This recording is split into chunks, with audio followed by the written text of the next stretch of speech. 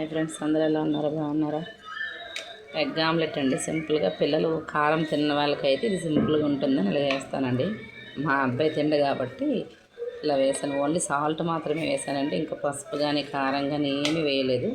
Only egg కొట్టేసి అందులో కొంచెం సాల్ట్ వేసి కళాయిలో కొంచెం ఆయిల్ వేసి ఇలాగా ఆమ్లెట్లో వేసేసానండి. అంటే వాడు కారం తిండు కాబట్టి ఇలా వేసాను. పెద్ద అబ్బాయికి అయితే కొంచెం కారం వేసేసి ఉప్పు అది వేసి ఇలా వేస్తానండి. వీడు తిండ కాబట్టి ఇలా వేస్తాను. సింపుల్గా ఉంటుంది, ప్లస్ బాగుంటుంది. అంటే పిల్లలు తిన్న వాళ్ళకి, కారం తిన్న వాళ్ళకి ఇది బాగానే ఉంటుందండి. మనకు కొంచెం ఉప్పు కారం ఆనియన్స్ పచ్చిమిర్చి వేసుకుంటే మనకు బాగుంటుంది. వాళ్ళు తినరు కాబట్టి ఇలా వేస్తానండి. Thank you so much. Please like and share and subscribe friends, please. Thank you. Bye. ఇది మా పెద్ద అబ్బాయికి. ఇందులో కొంచెం కారం, కొంచెం సాల్ట్ వేసాను. ఇది కూడా సింపుల్గానే ఉంటుంది. చిన్నపిల్లలు కదండి, కారం తింటే ఎక్కువ. మా పెద్ద అబ్బాయి ఆనియన్స్ అవి కర్రీలు ఎక్కువ ఇష్టపడతాయి.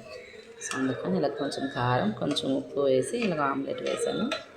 చిన్న అబ్బాయికి ఇలాగ ఓన్లీ సాల్ట్ మాత్రమే వేసి ప్లెయిన్గా వేసానండి. వాడికి కొంచెం, పెద్ద అబ్బాయి కారం కొంచెం, ఉప్పు కొంచెం వేసేసాను. పిల్లలకైతే టేస్ట్ నచ్చుతుంది, మనకు కొంచెం ఆనియన్స్ వేస్తే నచ్చుతుంది.